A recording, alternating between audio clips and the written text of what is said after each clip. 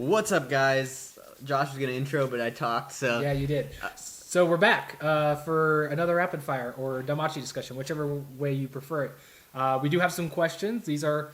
I think we have two questions that both came from our minds, but most of this is from the community, so thank you for the people that did comment. I'll try to say your name when we read so we can give the dedication to there.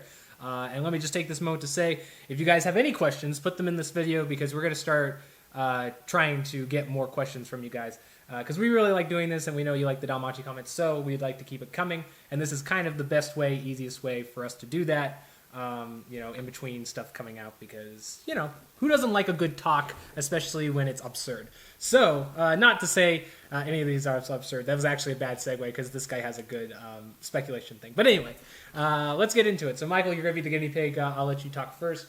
This is from, and I hope I'm saying all of your names right. Apologies in advance. But it looks like this is from one of our subs, Brett Steele. So I'm just going to read it completely out. I will put it on screen. So Brett says, so a couple of speculations, and I'll just stop when I get done with the first one. So what if Zeus did something to Bel instead of just telling him stories? What if Zeus was like secretly giving him Arcanum? Different from Falna because he didn't want Bel to die like his whole familia, making Bel more godlike. And I think Danmachi really does need a time skip, maybe a couple years, like Bel comes back more mature and no longer blushes at girls talking to him. That got pretty annoying, he says in quotes. And maybe puts on some muscle, gets leaner, not jacked like Broly, because we make Dragon Ball references here. But lean like One Punch Man, that's more my style. Not One Punch Man strong, just getting in super strong. So we'll start off with that first. So that's a little bit of kind of broad. So first you have the demigod question in some ways, if he's like sort of a demigod and like can't die or is less likely to die. Right. Or if he has an advantage in any way because of that. Yeah. In the general concept, I think, is pretty probable. Like, it could be true that Zeus did something else besides tell him stories. It kind of makes sense. Right. We really don't have any... I mean, maybe in the side story that we don't read or something, we'll get more information on Zeus, but we really don't know what his motivations were, or like where he is now or what he's doing. So it'd be interesting to find out more of that, but... I think it's a possibility that Bel's a demigod. I think it'd be cooler, though, if he was just a rags to riches, he didn't depend on anything but himself to get super strong. Yeah, because I think and his familia, of course. But yeah, that definitely can ruin a lot if we know that a lot of what Bel can do is because of somebody else or because of some godlike ability. Although I do kind of like that there is something there. I think that Zeus needs to have some sort of an impact besides just Bel's morals, especially since they're being so vague about it. I feel like there's got to be something there. If there isn't, then I don't know. It feels like what was the purpose of keeping it so secretive, it seems like. But, I mean, that could possibly just because, they are seemingly acting like Zeus is dead, but he may be still alive. I kind of like, we did do a video of somebody else asking if Zeus was still alive and, what that possibly could mean. So I think I would like that approach more, but if I did say if Zeus had something physically, I think it's completely possible because we don't really know what all the gods can do. I mean, it's not like in some stories where there's only like one god or like the god's supposed to be like the ultra mega enemy that will be like the final boss. So I would assume that there is some limitations on the gods in this universe. But as far as like giving them like some sort of boost, I feel like it's completely plausible. I just don't know if that's what will it be. Yeah, and he could. It would make sense that the ability he gave Bel and it just kind of like hit it till he hit level 1 or level 2 or whatever is the god resisting ability that he has. Yeah, that I think actually, you know what, that might actually be a really good approach because I feel like that kind of lines into Zeus being the grandfather, the parental role to Bel, like if he just gave him one resistance thing, like you said, or immunity, I guess in that case. That probably would be a cooler way if it was going to be something physical. But anyway, let's get on to your second part. I don't know if time there's actually a skips, question. basically. Yeah. Is that what you read from my computer? How can you read without your glasses on? I can't read. It's too far away. Well, I'll go ahead and read it for people that don't want to read on screen. I also think I want Bel not to be completely human, like a demi-human between two races, maybe demigod. and there were a lot in mythology, of course. But Belle seems to be only described as having snow white hair and ruby-like eyes. A lot of humans and other races have blonde hair, black hair, blue eyes, or brown eyes, but not ruby red eyes or snow white hair. Maybe if somebody is really old. So I don't know. But is it like, I guess what you're basically asking is that an indicator possibly that Belle is more special than just being a sole protagonist in an anime Japanese inspired story? Yeah. So I don't want to make this video like what I want to see instead of speculation, because like what I want to see, I think I would prefer if he is just like the strongest human. But he could be I mean, if he's a hybrid, it's cool. The only reason that I kind of put off by that is like Aiz is supposedly like a spirit whatever hybrid, and I'm like, I have no interest in you. So like I think it would be cool if maybe later down the line Aiz makes that speculation, and that's why she starts getting closer to Belle, and then it turns out that he's just a human, and like maybe that him just being a human, or like choosing to be a human, like side with humanity even though he's part spirit or whatever, I think that would be an interesting plot down the line where he has to make a choice. Obviously, like we know he's willing to make hard choices for what he believes is right, whether it be with the Xenos or other arcs throughout. So I don't know, it'll be interesting to see where the author does with that. I think there's evidence for him to be a hybrid. He is very unique, and obviously you have Freya looking at him as being unique. Besides him just being cute, I think there's something else involved there. I guess like his inner power is kind of an interesting color or something. I think there is a part of me that would feel like Danmachi at its core would be slightly, it would slightly take a hit if they showcase that Belle is secretly some sort of hybrid, because I feel like for there to be some sort of hybrid hijinks, if you will, that's, I guess, sort of unavoidably going to assume or lead into the fact that he'll be stronger, maybe stronger than normal people are. And I kind of wonder, because Danmachi's core is kind of focusing on that underdog aspect, if it would ruin it in a way. But like I said, we don't really know how the gods necessarily, we still don't know like the full scope of them. So maybe being a demigod or being a hybrid for whatever reason, maybe it's not as OP as we think it might be. So if they go someplace for that approach, I think it would be, I guess it just really depends on how they handle it. But I trust the author to handle it well, whatever he decides to do. So. Now, for it being a spirit, I feel like there's potential there, because in the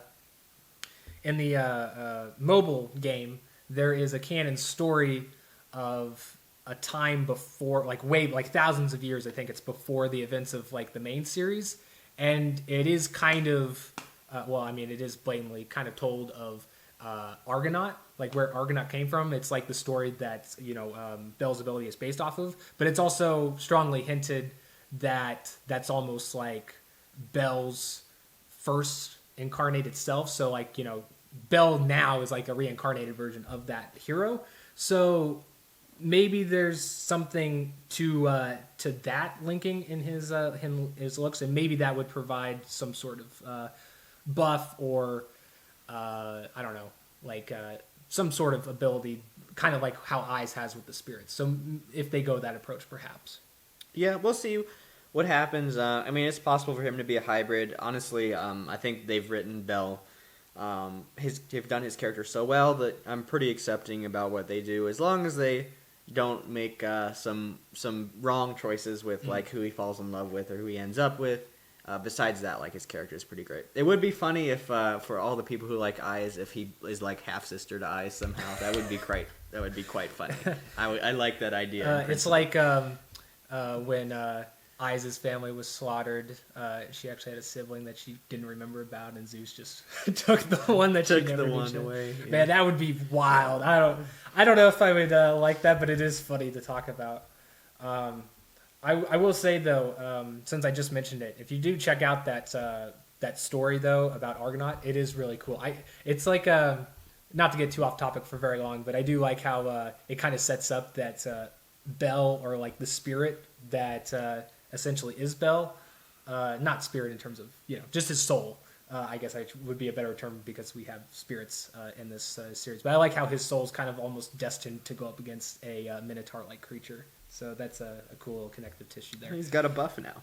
That's true. I can't wait to see that too. Okay, so on to the next one, right? This is from Rusty Shackleford. So thank you for your question. Okay, so it looks like... okay, sorry, I'm going to have to do a skimming here so I can see. Okay, so I'll just start here. So while watching this Q&A, I was thinking, what if Bell's Liar's Frieza, I still have trouble saying that ability, changes or morphs into a different ability after officially surpassing eyes. Do you think that's a possibility? And if so, what kind of ability would you like to see it turn into? Would you want it to have the same restrictions as the last one or something different? So there it is. Oh, and you said thank you for all the content. Love this channel. We love you too. That's sweet. My heart goes out. Okay, so it's talking about his... summarize, see if I got it. So it's talking about his power, the charge up. No, the Liar's Freeze is the continue admirate or detenured. What's the word I'm trying to think of? Equals continued growth. Continued desire equals continued growth. Yeah. Okay, cool. Yeah. So what happens with that when he passes? Yeah. Well, because I would imagine once he gets to Eyes' level or past her level, he doesn't really need that.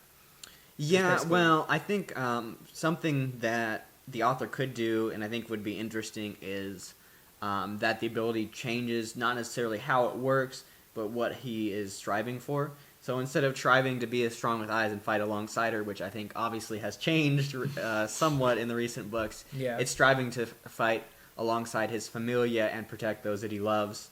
So I think you could make that switch. Obviously, you have the dragon out there who is pretty strong. So what you're saying is that because his desire is to get stronger himself to catch up to Eyes, that's why he has faster level growth for himself. But you're saying that if his desire changed to wanting his familia to get stronger or to be able to protect them or just, have a stronger familia, that his ability might affect them as like a buff? Is that what you're trying to say? I mean, it could be that. You already have Hirheim do that. What I'm saying is that the motivation... I mean, hers is temporary stuff, though. Yeah, for sure. But I'm saying, that's interesting. So that's another way. But I'm also saying, like, the core principle behind it, regardless of if it evolves or not, could just change, where his motivation, instead of being Eyes, is to be, to protect his familia. But it would be interesting, and it would make sense to make his familia level up faster. That may be broken, but otherwise it's going to be hard for other people. Like Eyes isn't already broken, too. True. It's going to be hard for other people to catch up. We're already having a level gap problem.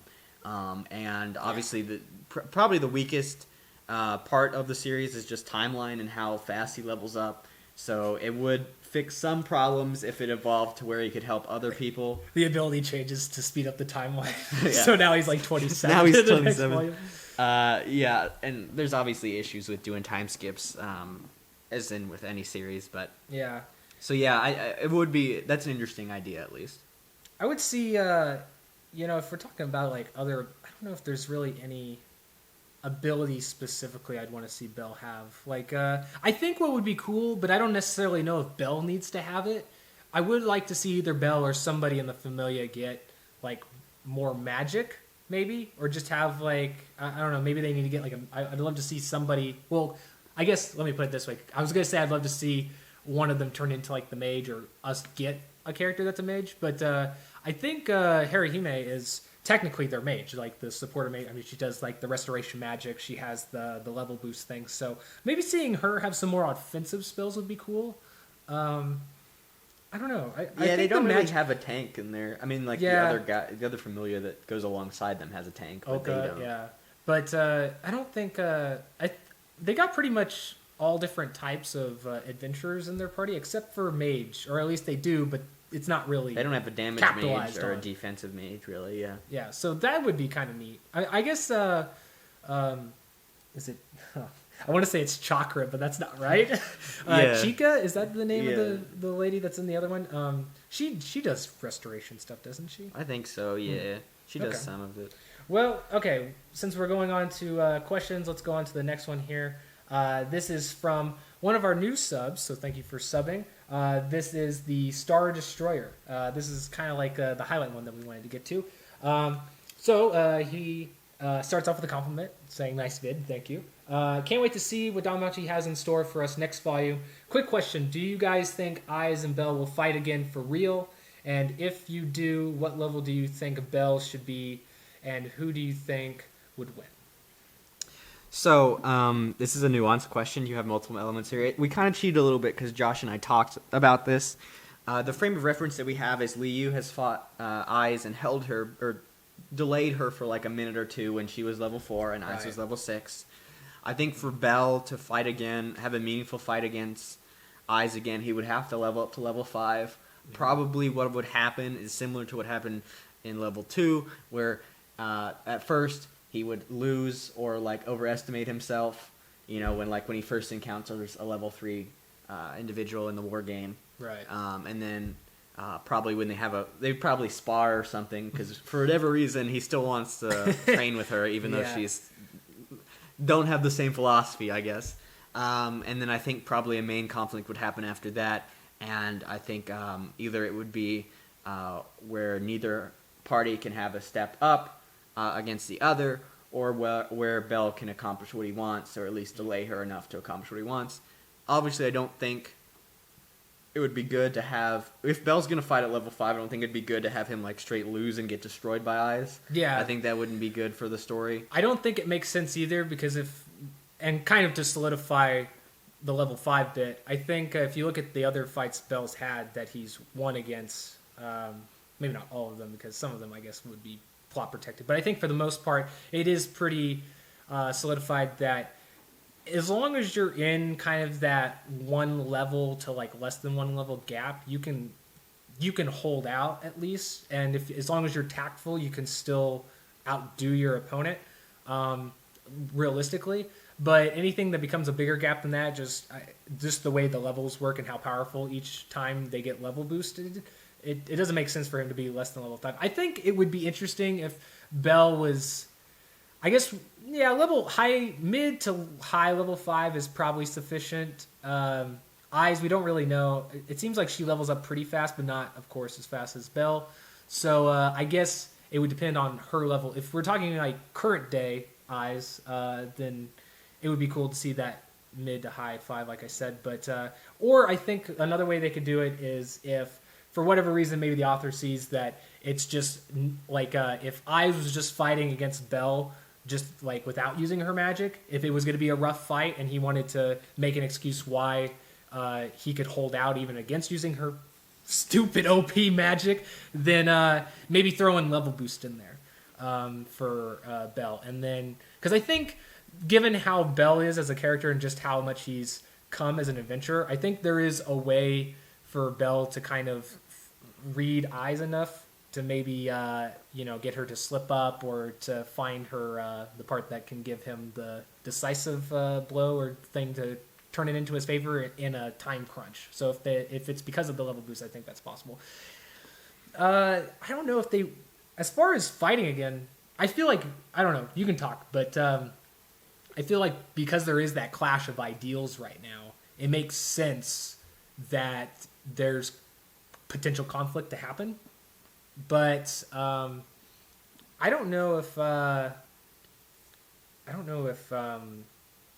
we got, what scenario would make sense for just Bell and Eyes to go at it. Yeah, I think it would have to be a familiar conflict or a conflict in the world for them to have different interests, which we've seen already. Yeah, which if there's definitely reasons for that to happen, like maybe the Xenos come back and give some of the other Loki Familia reason to not be there for the fight. But it would be a close one, I think. Not that I want it to be close, but I think it would be close. But hey. Yeah, and I think Bell's kind of outgrown Eyes in many, like the relationship they had previously. Mm-hmm. So it'd be interesting to see. I think he's really coming into his own, especially in the new volumes. If you're caught up, I don't know if this particular subscriber is totally caught up, mm-hmm. but yeah.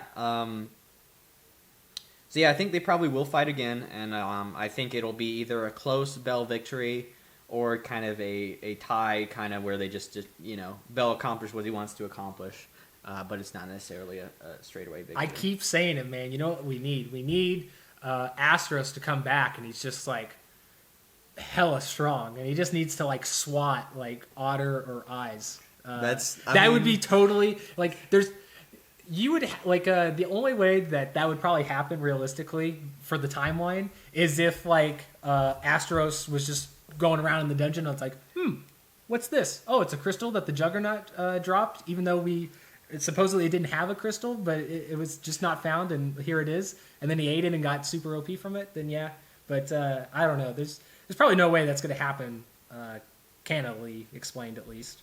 But I don't know. Yeah, the author does bend some rules, I guess, when need be. We do have 2 more questions, but do you want to? I think the camera might cut out on us, so we're going to restart it. I think in order to get these next 2 questions in. So we'll be back. And we're back. Okay, yeah. So the only other thing I wanted to talk about is how, because we mentioned level boost. I think in the future it'd be interesting if Bell is either like, kind of like how Welf had a thing not to use Magic Sword for a while. Mm-hmm. If like Bell just like doesn't want to use level boost because he wants to just get stronger, slow, on his own pace. Yeah. So that'd be interesting as well. I would like him, if Bell and Eyes are going to have a fight when he's level 5, I would like it to mainly not revolve around level boost and him just to beat her on his own merits. And I think that probably works out. I mean, I'm just going to completely undo all of my speculation, but it probably would end up being something like that, just because we did see. I didn't even think about it until you said something, but I didn't even. There's that fight with Aisha that he had in Volume 7. He like waits for the level boost to wear off so he can like have like a meaningful fight. And if he did that for somebody like Aisha, who he didn't really have any connection to at all at that point, then was just a full-blown enemy, then for somebody like Eyes, he probably would do the same thing. Although, I feel like because Bell's evolved a little bit as an adventurer in his thinking, he would probably just immediately recall his last encounter with Eyes and be like, oh shit, maybe I shouldn't be a gentleman this time. But it depends how dire the circumstances are. Yeah, for sure. But I agree. It's one that Bell would have to really feel not okay about it through the whole deal to do it. But did you want to get into your? Okay, I'll just read it because I don't remember if you remember how. You phrase it how I phrased it back in the day. But Michael asked, "Does the dungeon play favorites, and how does that affect Bell?" So, I think something good that Danmachi does is that it puts Bell into interesting situations when he goes into the dungeon, but it's not far-fetched. I mean, obviously it's a fantasy world, so weird stuff is going to happen. But I feel like it goes with the theme of the story each time something happens in the dungeon. So does the dungeon play favorites? I think... sure, it seems like it does. It does seem like the dungeon does screw over Bell every once in a while, and it feels like the dungeon does make special encounters happen. It feels very unlikely that Ween just spawned next to Bell, and it just so happened that he heard her. Yeah. So I think the dungeon does play favorites. Not necessarily good or evil, but I think maybe like how some of the gods look at things, like there's interesting people of interest that they follow, and obviously if you underestimate the dungeon, it'll definitely come to kill you. And Bell, even when he's super prepared and totally ready and over-leveled and in the right area, he still gets screwed over. So, that happens. I still think it would be really cool to see if there's some sort of force or mastermind that kind of has a say in what the dungeon does. I mean, the gods created the dungeon, so it's, I guess, not too far off that maybe there is a god that has connections and how it operates, possibly. But it could just be that the dungeon sees something different, because there's some of the gods that have obviously see something in Bell, so maybe you could argue that the dungeon itself is able to see that as well. But I don't know. It just it does seem though that the dungeon picks on Bell a lot. Yeah, and we know from like the side story in the movie and other stuff that the god of the guild does like pray to the dungeon and try to get like have conversations with it. So there is some sentience there or something that can change. So I think it does really pick on Bell. It seems like every time he goes there, and it may just be because that's what we read and the author highlights. But it does seem like he's been in there for 6 months and the dungeon tried to screw him over every time. It was like when we were reading the side series with Liu and Michael was like, "Man, Liu's got some bad luck having 2 assassins after." I was like, "That's Bell level bad luck." Yeah, for sure. So yeah, I think the dungeon's another one that they kind of they tease it a lot, but it feels like there's something there, but I just don't know if we have enough to really have like a solid guess. I feel like a lot of it's stabbing in the dark, no pun intended, because that's what a lot of them do in the dungeon since it's so dark. But yeah, it definitely seems that way. Either that or maybe Loki Familia gives them an offering. The dungeon an offering every time it goes down. That'd be great if like everyone who likes that Familia, they're just like doing offerings of dead stuff, of dead people the whole time. They just kill every adventure they're down there. Yeah. What happens in the dungeon stays in the dungeon. It would. I doubt it would ever be a thing, but it would be a funny twist if Loki Familia was like evil. I mean, they're kind of jerks. They are jerks. I don't know if they're like the harmless douchebag type. Well, not harmless, but Yeah. But I guess one final question. This will be really quick because Michael will shrug me off. I already know. But like I said, we were reading the side series of Liu, which if you haven't checked that out, we do have at this point we will have all of the volume reviews there. Yes, it will be in the corner. But there was a scene in the last volume where Chloe, I guess I'm assuming it was purposeful to maybe not, I guess, make it known to people that she was targeting that she was like a cat person. So she like hid like her meow and talk until like Anya makes her foul up on it. So I was basically going to ask you is the meow thing that's added in the language for Danmachi for these cat people, is that like their race's version of a lisp type thing? That is a dumb question. I don't know. Funny, I think, maybe. Or maybe it's like when someone has an accent, when someone has an accent that they don't like. Oh, yeah. So, like, if you're from, I'm not going to pick on any region, but if you're from a region where they say, like, one word super weird, maybe that's, like, what it is for them, that race. Water with a D. Yeah, water, or, whatever else. So, I don't know. It's always been confusing. But I think it's like an anime trope that like the Danmachi creator was like, yeah, we'll do it. Yeah. Well, the only reason why I ask is because from what we've seen of Alan, I don't think I've ever seen him do that in speech. Well, he's too moody to do it. Yeah, it's true. He's too edgy to do it. He is an edgelord for sure.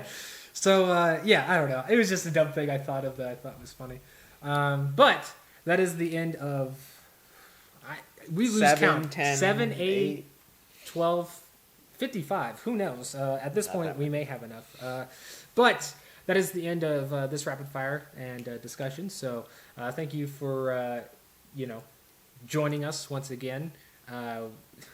Some of the questions, even though they may be absurd, are fun to talk about. But also, there was some good speculation questions in this rapid fire. So those were really fun to talk about because I think a lot of the ones that we went over today are kind of possible or have like the possibility of happening depending on what is set up in the next like the next volume in the main series, Freya side series, or even that other crappy series that we don't read. True. I know. I just I rough the feathers of the Sword Ontario fans all the time. Any final thoughts, Michael? So yeah, these were some good questions. We're winding up to the release of Volume 15, so stay tuned for that. We're going to do probably a couple more speculations. The back cover is released, so we have to wait a little while, but we can at least read a little bit about that. And we're excited for Danmachi. Everyone knows that this show's awesome, and the series is awesome, and the author does a great job, so we're excited to see what happens. And unlike Overlord, hopefully we won't have to wait 6 years to get a new book. So and, hey, who knows? Maybe we can find a pirated OVA and talk about that as well. Yeah, we may have some of that, and Luckily, the author seems to be delegating some of his work, so hopefully he can continue to write more volumes. We're excited for where the future of this show and the series will go. And Belle's a great character, and so is like pretty much everyone in his familia. So excited to see where they go more. And hey, maybe this volume is going to be like Volume 8, and it'll be some love story between Welf and the goddess that we must not be pronounced. Honestly, would Wilkie like that a lot. Volume 8 was, I don't know if it was underappreciated, but I think it was definitely one of the standouts in the earlier parts of the books. But so stay tuned, because October and November soon to be like the 2 months of Danmachi for this year. So we'll be back for those, and like Michael said, we're going to have stuff in between there. So with that being said, we'll let you go, but it won't be forever. We will return. So until then, guys, later.